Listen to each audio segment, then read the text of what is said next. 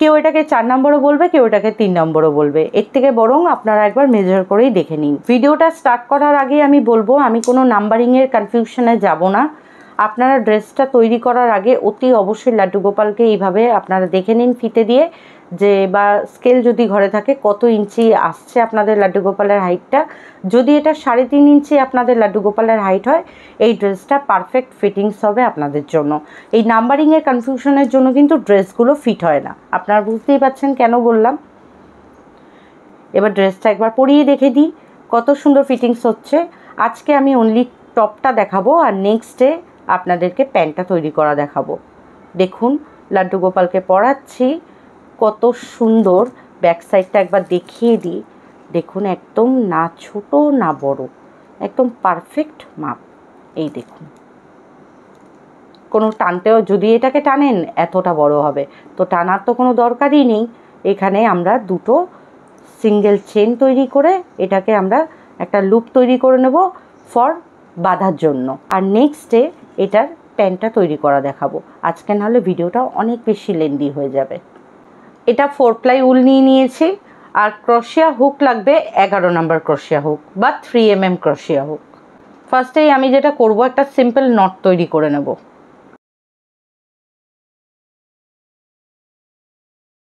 এবার খুব হালকা হাতেই প্রথমে আমি এই চেনগুলো বুনে নেব। সিঙ্গেল চেন 1 2 3 4 5, এইভাবে আমি 14টা চেন বুনবো। 5টা হয়ে গেছে আমার। 6 7 8 9 10 11 12 13 14। 14টা চেন কিন্তু আমার বোনা হয়ে গেল। খুব হালকা হালকাই বুনেছি, দেখুন চেনগুলো খুবই হালকা হালকা। এবার যেটা করব, আমাকে আরও একটা চেন করতে হবে এখানে। তো আমি লাস্ট চেনটার মধ্যে এইভাবে হাত দিয়ে নিলাম, নিয়ে আমি এখানে 3টে চেন করব। 1 2 3। এই 3টে চেন যেটা বুনে নিলাম, এটা আমার একটা ডাবল ক্রোশিয়ায় কাউন্ট হবে। লাস্ট ঘরটায় যেখানে আমি হাত রেখেছিলাম, মানে 4th নাম্বার চেনটায়, সেখানে আমি একটা ডাবল ক্রোশিয়া বুনে নেব। বুনে নিলাম। এইখানে আমার এই একটা সিঙ্গেল চেন রয়ে গেল, ঠিক আছে। আর এই পরের ঘরে একটা গিয়ে আমি একটা ডাবল ক্রোশিয়া বুনলাম। আমি এই ঘরে আমি আরও একটা ডাবল ক্রোশিয়া বুনবো। তারপরের নেক্সট ঘরটায় আমি আবার দুটো ডাবল ক্রোশিয়া বুনবো। 1, সেম ঘরেই এই 2। তারপরের ঘরটায় যাব, নেক্সট ঘরে আবার দুটো বুনবো, এখানে 1, আবার একটা বুনবো সেম ঘরেই এই 2। এইভাবে আমি এই রাউন্ডটা কমপ্লিট করব। খালি লাস্টের যে ঘরটা হবে সেটাতে আমি একটা ডাবল ক্রোশিয়া বুনবো, আর বাকি পুরো ঘরগুলোতে আমি দুটো দুটো করে ডাবল ক্রোশিয়া বুনবো। এটা কমপ্লিট হবে 28 ডাবল ক্রোশিয়া দিয়ে। দেখুন 15টা ঘর ছিল, 15টা ঘরে যদি দুটো করে আমি বুনি তাহলে হয় 30, বাট আমি দুটো দুটো করে সব ঘরে বুনিনি। ফার্স্টের ঘরটায় একটা, লাস্টের ঘরটায় একটা বুনেছি।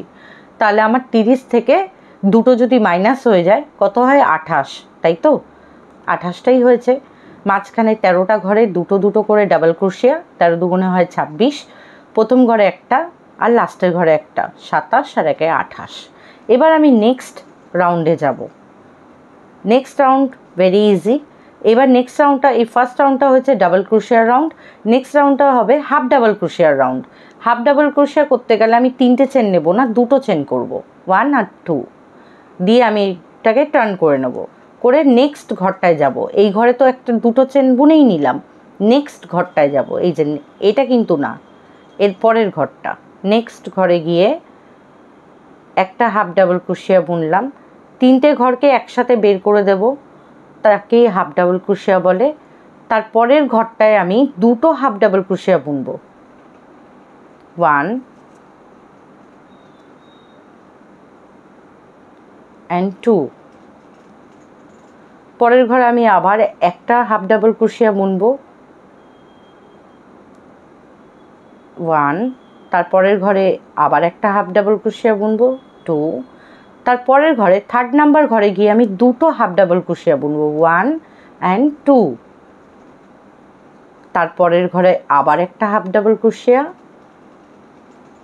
সেকেন্ড ঘরে আবার একটা হাফ ডাবল ক্রোশিয়া, অ্যান্ড থার্ড ঘরটাতে দুটো হাফ ডাবল ক্রোশিয়া। তাহলে প্যাটার্নটা আপনারা বুঝতেই পারছেন কি প্যাটার্নে এটা কমপ্লিট হবে এই রাউন্ডটা। একটা ঘরে আমি দেখুন ফার্স্টে আমি এই দুটো চেন করেছিলাম, যেটা একটা হাফ ডাবল ক্রোশিয়া কাউন্ট হলো। নেক্সট ঘরে গিয়ে আমি আবার একটা হাফ ডাবল ক্রোশিয়া বুনলাম। থার্ড নাম্বার ঘরে আমি দুটো হাফ ডাবল ক্রোশিয়া বুনলাম। এই রাউন্ডটা আমি এইভাবেই কমপ্লিট করব। ওয়ান হাফ ডাবল ক্রোশিয়া, নেক্সট ঘরে আবার একটা হাফ ডাবল ক্রোশিয়া, থার্ড নাম্বার ঘরে দুটো হাফ ডাবল ক্রোশিয়া। এই রাউন্ডটা টোটাল কমপ্লিট হবে 37 হাফ ডাবল ক্রোশিয়া দিয়ে। 9টা হাফ ডাবল ক্রোশিয়া কিন্তু এখানে ইনক্রিজ হবে। আরও একটা জিনিস ফলো করবেন, আমি কোনো সময় ফার্স্টের আর লাস্টের ঘরে দুটো হাফ ডাবল ক্রোশিয়া বা দুটো ডাবল ক্রোশিয়া ডাবল কোনো চেন দিয়ে কমপ্লিট করব না যে কোনো কাজে। তাহলে কি হবে, প্যাটার্নগুলো না একদম সমানভাবে উঠবে।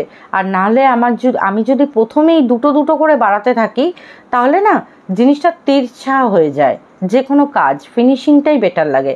তো আমি এই কমপ্লিট করে নিই এই রাউন্ডটা। লাস্টের আগের ঘরটা কিন্তু আমার দুটো হাফ ডাবল ক্রোশিয়া বুনে কমপ্লিট হচ্ছে, আর লাস্টের ঘরটা একটা হাফ ডাবল ক্রোশিয়া বুনে কমপ্লিট হবে। লাস্টের এন্ডিংয়ে কিন্তু একটা হাফ ডাবল ক্রোশিয়া দিয়ে এন্ডিং হবে। আর খুব কেয়ারফুলি কিন্তু এটাকে তুলতে হবে, ঘরটা এমনভাবে থাকবে মনে হবে ঘরটা নেই, কিন্তু আপনাদের কিন্তু এটা দেখে তুলে নিতে হবে। তাই আমি এন্ডিংটা বলে দিলাম একবার। এবার নেক্সট রাউন্ড 1 2 3। এবার বুঝতেই পারছেন নেক্সট রাউন্ডটা ডাবল ক্রোশিয়া দিয়ে হবে। এখানে আমি একটা বুনে নিলাম। ওকে, এবার আমি নেক্সট ঘরে যাব। এইটা দিয়ে আমি একটা বুনে নিয়েছি। নেক্সট ঘরে যাব, এই হলো দুটো, এই প্রথম থেকে কাউন্ট হবে কিন্তু 1 and 2। নেক্সট ঘরে তিনটে,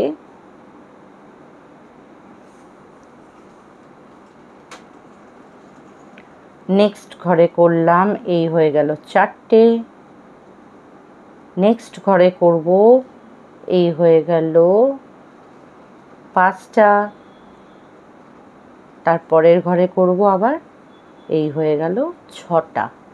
তো এটা ব্যাক পোর্শনের একটা পার্ট হলো, এটা গেল একটা পার্ট, ছটা ঘর ইনক্লুডিং কিন্তু এই ফার্স্টের তিনটে চেনকে নিয়ে 1 2 3 4 5 6। এবার আমাকে হাতের জায়গাটা ছাড়তে হবে। তার জন্য কি করব, আমি 8টা ঘর স্কিপ করে দেব। 9 নাম্বার ঘরে গিয়ে আমি ডাবল ক্রোশিয়া বুনবো। 8টা ঘর কি করে স্কিপ করব, কুরুশের মধ্যে আমি সুতোটাকে নিয়ে নেব আগেই, নিয়ে এই যে 1 2 3 4 5 6 7 8, এই 8টা ঘর ছেড়ে আমি পরের ঘরটায় বুনবো। এই যে 9 নাম্বার ঘরে ডাবল ক্রোশিয়া বুনে নেব। 9 নাম্বার ঘরে বোনার পরেই এটাকে আমি ঘুরিয়ে দেব, দিয়ে আমার এই জায়গাটায় 9টা ডাবল ক্রোশিয়া লাগবে। একটা তো আমি বুনেই নিলাম, এবার নেক্সট 8টা আমি বুনে নেব। নেক্সট ঘরে যাচ্ছি, এই হয়ে গেল দুটো,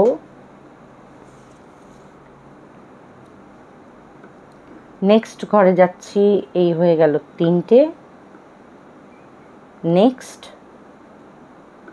চারটে, নেক্সট 5,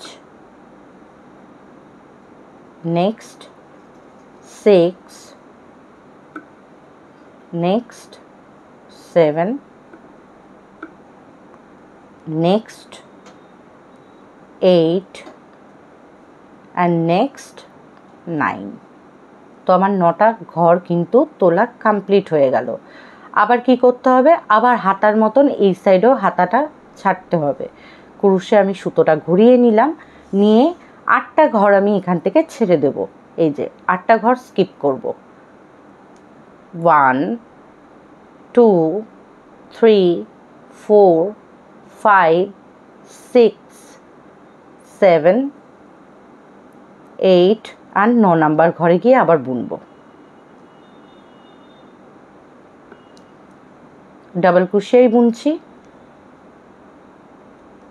বোনা হয়ে গেল। এটাকে আমি ঘুরিয়ে দেবো এইভাবে। এই ধারেও আমার কটা লাগবে, 6টা। এই ধারে আমার 6টা ছিল, তাহলে আমাকে এই ধারেও 6টা বুনতে হবে। এই যে একটা বোনা হয়ে গেল, next 2, next 3, next 4, next 5 and next 6। এটা 3টে চেন ছিল, খুব কেয়ারফুলি তুলতে হবে। দেখুন এখানে আমার একটা মিস্টেক হয়ে গেছে, আমি ঘরের ভেতর দিয়ে তুলে ফেলেছিলাম, এটাকে চেনের মধ্যে দিয়ে তুলতে হবে। এই যে চেনটা,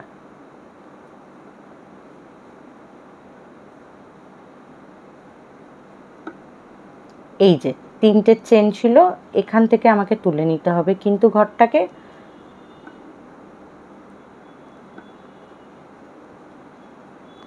ছটা আমি তুলে ফেলেছি, 1 2 3 4 5 6।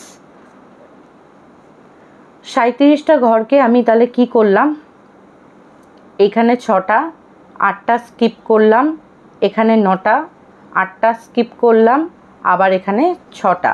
তাহলে আমার এইবার যে ডাবল ক্রোশিয়াটা হবে, কটা ঘর হবে, 6 আর 6 12, আর মিডিলে আছে 9টা। 12 আর 9 কত হয়, 21 ডাবল ক্রোশিয়া হবে। 1 2 3, 3টে চেন নিলাম, নিয়ে টার্ন করব, করে নেক্সট ঘরে যাব। নেক্সট ঘরে গিয়ে এই হয়ে গেল একটা, 3টে চেনটা আমার একটাই কাউন্ট হবে, পরের ঘরে একটা বুনে নিলাম, দুটো।